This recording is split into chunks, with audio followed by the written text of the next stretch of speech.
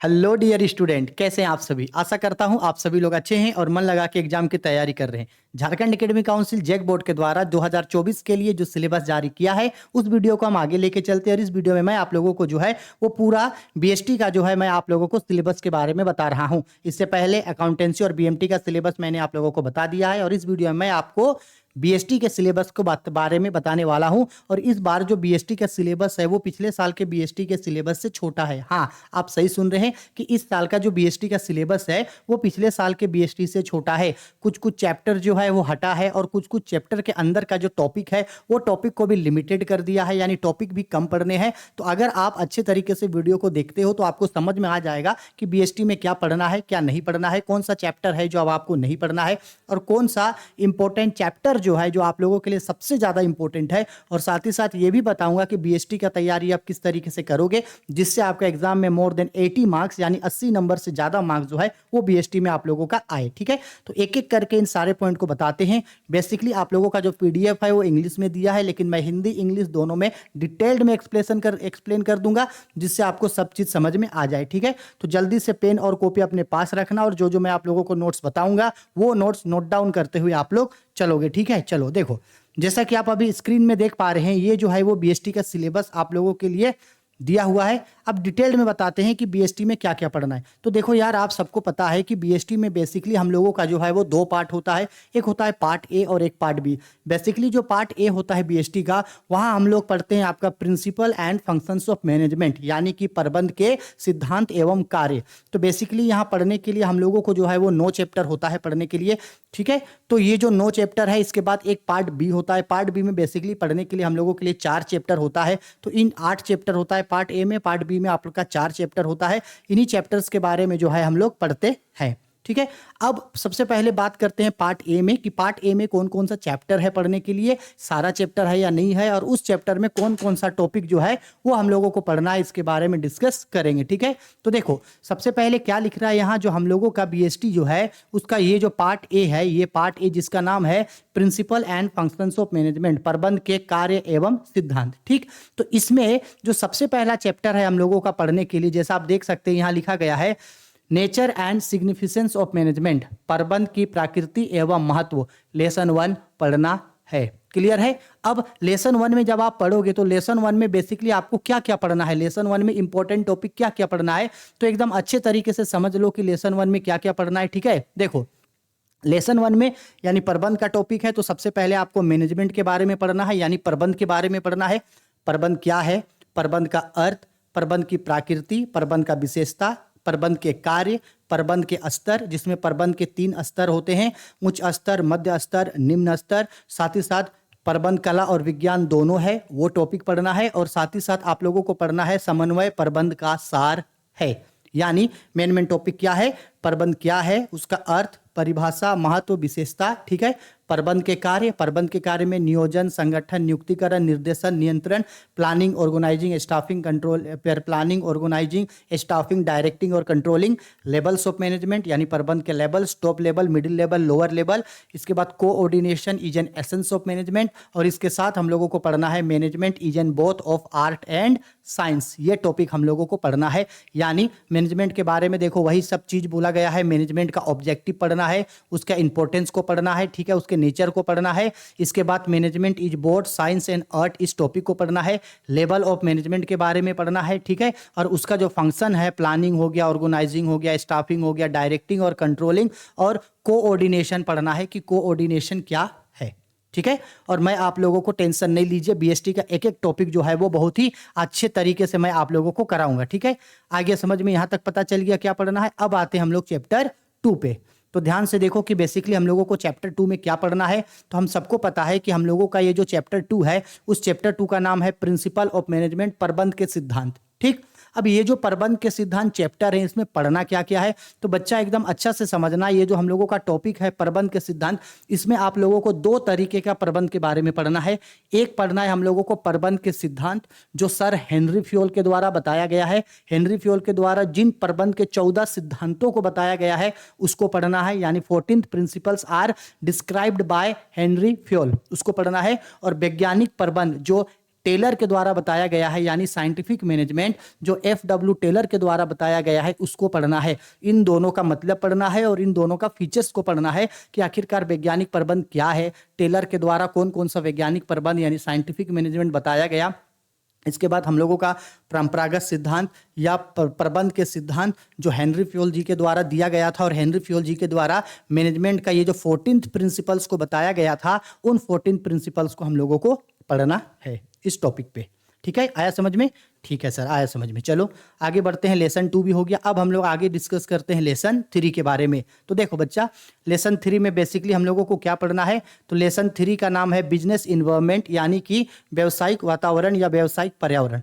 इसमें ज़्यादा कुछ नहीं पढ़ना है, बिजनेस इन्वायरमेंट में ज़्यादा कुछ नहीं पढ़ना है। बस आप लोगों को इसमें पढ़ना है कि भारत में नवीन औद्योगिक नीति जो लागू हुआ था, यानी न्यू इकोनॉमी पॉलिसी, वो जो 1991 को जो न्यू इकोनॉमी पॉलिसी आया था, उस इकोनॉमी पॉलिसी में 3 चीज़ों के ऊपर डिसीजन हुआ था।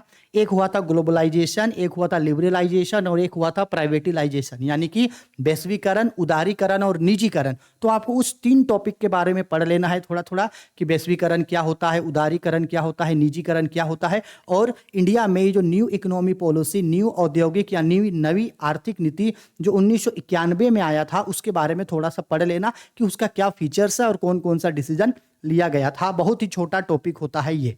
ठीक है, 3 चैप्टर हो गया। अब 3 चैप्टर के बाद आगे आने वाला जो आपका 5 चैप्टर होगा, planning, organising, staffing, directing, controlling, ये चैप्टर जो है, ये 5 चैप्टर जो है वो प्रबंध के कार्य होते हैं। ठीक है, नियोजन, संगठन, नियुक्तिकरण, निर्देशन और नियंत्रण, ये 5 जो है हम लोगों का ये प्रबंध के कार्य होते हैं। ठीक है, तो देखो आगे जो हम लोगों का जो 4th लेसन है पढ़ने के लिए बेटा, वो 4th लेसन क्या है हम लोगों का, प्लानिंग है। प्लानिंग मतलब होता है नियोजन। ठीक है, नियोजन में भी इतना ज्यादा चीजों के बारे में नहीं पढ़ना है। नियोजन में किसके किसके बारे में पढ़ना है, तो देखो यहाँ पे साइड में मेंशन कर रहा है ये कि नियोजन यानी प्लानिंग में आपको पढ़ना है प्लानिंग क्या है, उसका मीनिंग के बारे में पढ़ना है, उसके कॉन्सेप्ट को समझना है, उसके इंपॉर्टेंट, उसका फीचर और प्लानिंग के टाइप्स।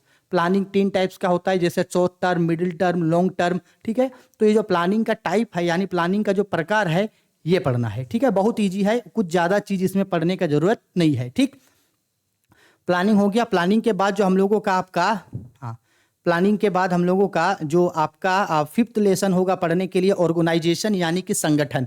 हाँ, संगठन में थोड़ा ज़्यादा चीज़ों को पढ़ना है, क्योंकि ये जो चैप्टर है ये काफ़ी अपने आप में वास्ट चैप्टर है और काफ़ी बड़ा चैप्टर होता है आपका ऑर्गेनाइजिंग।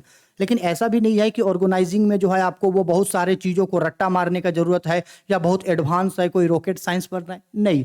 इसमें पढ़ना है आपको संगठन क्या है, संगठन कितने प्रकार के होते हैं, संगठन में 2 तरीके का संगठन, औपचारिक और अनौपचारिक, यानी कि हम लोगों का फॉर्मल ऑर्गेनाइजेशन और इनफॉर्मल ऑर्गेनाइजेशन के बारे में पढ़ना है कि ये दोनों एक्चुअल में होता क्या है, और साथ ही साथ इन दोनों का मीनिंग, इन दोनों का फीचर्स, इन दोनों के बीच डिफरेंसेस यानी अंतर के बारे में पढ़ना है। और इंपॉर्टेंट टॉपिक को बारे में पढ़ना है सेंट्रलाइजेशन और डिसेंट्रलाइजेशन, केंद्रीयकरण और विकेंद्रीयकरण, और उसी में डेलीगेशन ऑफ अथॉरिटी यानी अधिकारों का भरर्पण। ठीक है, इतने टॉपिक्स को जो है वो पढ़ना है।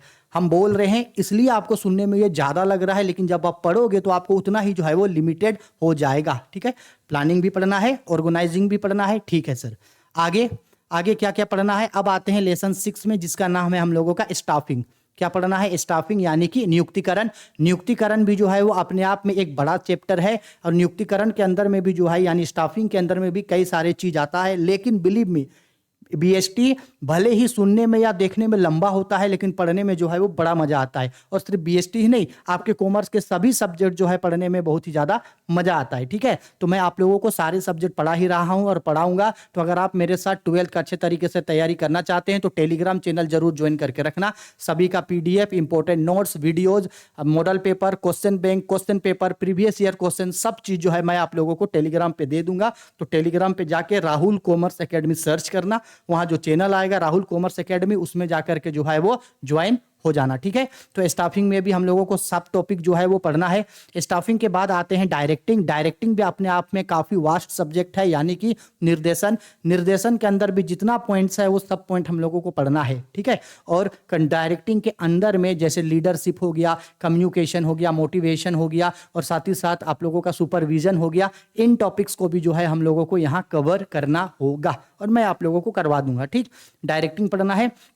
डायरेक्टिंग के बाद जो चैप्टर 8 है, लास्ट चैप्टर जो है पार्ट ए का, कंट्रोलिंग यानी नियंत्रण। और कंट्रोलिंग बहुत ही छोटा है, इसमें कोई खास ज़्यादा नहीं, तीन या चार पॉइंट आपको पढ़ना है, जैसे कंट्रोलिंग क्या है, उसका इंपॉर्टेंस क्या है, उसके प्रोसेस क्या है और उसका स्टेप क्या है, यही पढ़ना है और कोई ज़्यादा चीज़ नहीं पढ़ना है। ठीक है, बस इतना ही पढ़ना है हम लोगों को पार्ट ए में, और पार्ट ए हम लोगों का हो गया कंप्लीट। तो अगर समरी का बात करें पार्ट ए का, तो बेसिकली पार्ट ए में जो हम लोगों का टोटल 8 चैप्टर है, 8 का 8 चैप्टर हम लोगों को पार्ट ए में पढ़ना है। ठीक है, लेकिन उसके अंदर के सारे चीजों को नहीं पढ़ना है, चैप्टर बाय चैप्टर जो टॉपिक्स बताया गया है उन्हीं टॉपिक्स के बारे में पढ़ना है। ठीक, अब हम लोग बात करते हैं पार्ट बी के बारे में कि क्या सर पार्ट बी का भी सारा सब्जेक्ट पढ़ना है? नहीं, पार्ट बी का मतलब होता है आपका financial marketing, finance and marketing यानी वित्तीय, वित्त एवं बाजार।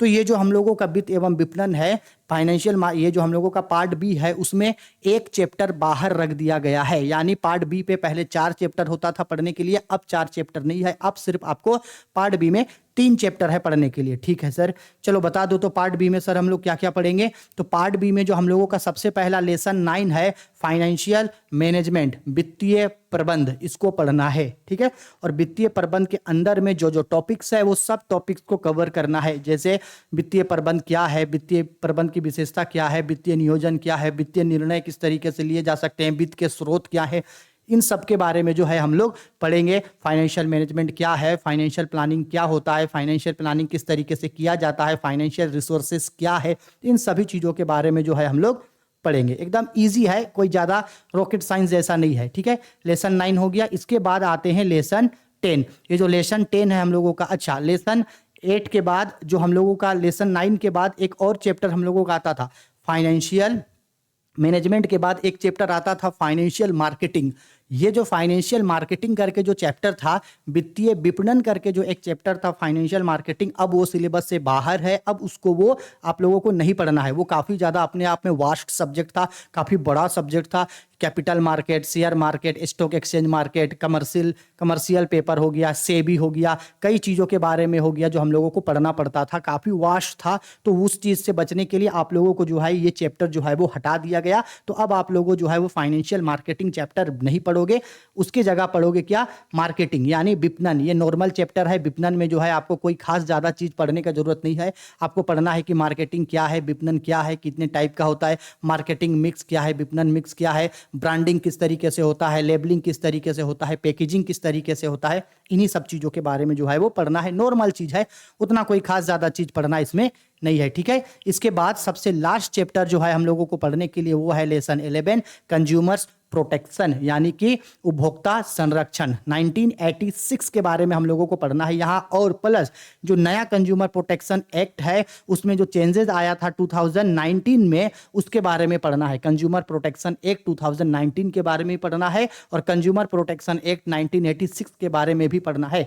ठीक है, उपभोक्ता संरक्षण क्या है, उपभोक्ता संरक्षण किस तरीके से किया जाता है, अगर किसी उपभोक्ता के साथ शोषण होता है तो उनके शिकायतों को सुनने के लिए जो 3 स्तर पे जो जिला फोरम बनाया गया है, इस तरह से जो 3 स्तरीय जिला फोरम बनाया गया है उसके बारे में पढ़ना है। और कंज्यूमर प्रोटेक्शन एक्ट के रिगार्डिंग हम लोगों को क्या राइट्स और क्या रिस्पॉन्सिबिलिटीज है, ये सब जो है हम लोगों को पढ़ना है। ठीक है, आया समझ में। अब चलो एक बार में क्विक समरी में जो है हम लोग मोटा मोटी बात कर लेते हैं कि क्या पढ़े या क्या पढ़ना है। तो बेटा पार्ट ए में बीएसटी का जो पार्ट ए है उसमें हम लोगों को सारे चैप्टर्स पढ़ने हैं। इसके बाद पार्ट बी पे एक चैप्टर नहीं पढ़ना है, फाइनेंशियल मार्केटिंग चैप्टर नहीं पढ़ना है। फिर मैंने डिटेल में बता दिया कि आपको उस सब्जेक्ट उस चैप्टर में कौन कौन सा टॉपिक पढ़ना है और कौन सा टॉपिक नहीं पढ़ना। अब बात करते हैं कि सर इसका तैयारी कैसे करें। तो बेटा बीएसटी का तैयारी हम आप लोगों को करा देंगे, सब सब्जेक्ट का तैयारी करवा रहे हैं, बीएसटी का भी तैयारी हम आप लोगों को करवा देंगे। इसके लिए आप कंटिन्यू हमसे बने रहिएगा, अच्छे तरीके से पढ़िएगा। जो भी वीडियो आप लोगों के लिए लेके आए वो सारे वीडियोज़ को पढ़ना है। टेलीग्राम को जरूर ज्वाइन करना, प्लीज़ टेलीग्राम ज्वाइन करना, क्योंकि हम बार बार बोल रहे हैं अगर हमको आपको पीडीएफ देना है, हमको आपको कोई क्वेश्चन पहुंचाना है, हमको आपके लिए क्वेश्चन बैंक लेके आना है, मॉडल पेपर लाना है, प्रीवियस ईयर क्वेश्चन देना है, तो हम वो कहाँ पे देंगे बेटा। जाहिर सी बात है कि आप लोगों के पास अगर टेलीग्राम होगा तो हम टेलीग्राम पे देंगे। तो टेलीग्राम पे राहुल कॉमर्स एकेडमी आप लोग जरूर ज्वाइन कर लेना, ताकि सारा चीज़ जो है हम आप लोगों को वहीं प्रोवाइड कर सके। ठीक है, आया समझ में। बीएसटी का सिलेबस बता दिए। इसके अलावा अगर आप लोगों को किसी और सब्जेक्ट का सिलेबस जानना है तो वो हमको कमेंट करके बोलना, हम उस सिलेबस को जो है आप लोगों के लिए एक्सप्लेन कर देंगे। ठीक है, चलो बाय, टेक केयर।